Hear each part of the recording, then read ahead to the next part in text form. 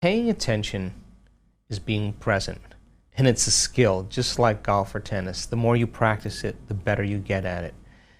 And you know when someone's present with you in your life because they're paying attention to you. And you know when they're not present with you because they're not paying attention to you. So now, what's the relevance of that? Well, there's an intelligence that's giving you life that's always present.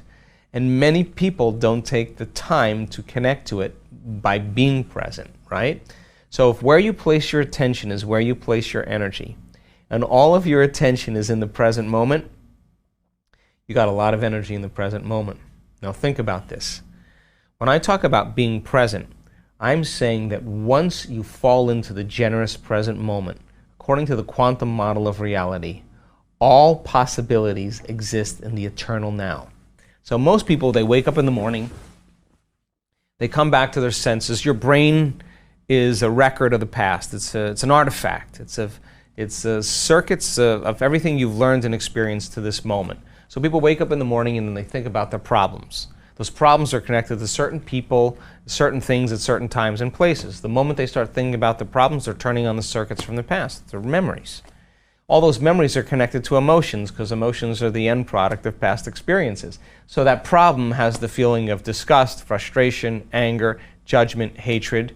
And if how you think and how you feel creates your state of being, and thoughts are the language of the brain and feelings are the language of the body, that person's entire state of being is in the familiar past. And when you're in the familiar past, you crave the predictable future. So then what happens next? They come back to their senses, they sit up, they check their cell phone, they do their WhatsApp, they do their Twitter, they do their text, they do Facebook, they take a picture of their feet, they post it on Facebook, they tweet something, they check one email, they check another email, they check the news, and now their entire brain is connected to everything known in their life. Then they stand up and they go through a series of routine behaviors. They use the toilet, they go to the kitchen, have a cup of coffee or a cup of tea, they go in the shower, they wash themselves the same way, they put on the same clothes, they walk out to the kitchen, they eat cereal with the same spoon, facing the same direction, they drive to work the same way, they do the same things, see the same people, and push the same emotional buttons, and they do this every day. So now their body is programmed into a predictable future based on what they did in their past, and they lost their free will to a program.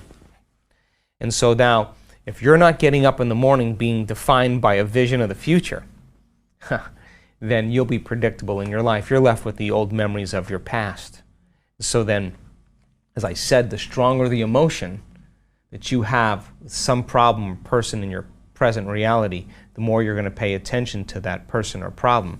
And if where you place your attention is where you place your energy, all of your energy and your attention is going to all these different people and problems and places. And now, every one of those people and problems and places has a neurological network in your brain. Throw in a little chemicals of stress, and now as you shift your attention from one person to one problem, you're activating those circuits, and if you're measuring a brain that's doing that, it's very incoherent. When the brain's incoherent, you're incoherent.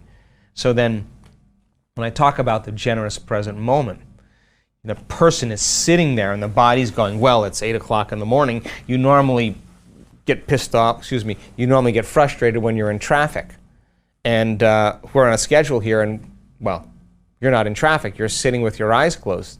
The body goes, well, let's just get a little irritated, right? And you make that person become aware that that feeling of irritation is the body craving that addictive emotion, and you settle the body back down into the present moment, and you unfold back into possibility. Every time you do that, you're reconditioning the body to a new mind, and you're telling it it's no longer the mind, that you're the mind. And now your will is getting greater than the program. And then the body says, well, it's 11 o'clock. This is normally when you check emails and judge everybody that sends you an email. And now you're sitting there, the body's looking to judge. And then all of a sudden you get images in your brain of your ex or your coworker or whatever. And all of a sudden you realize that that emotion is connected to them.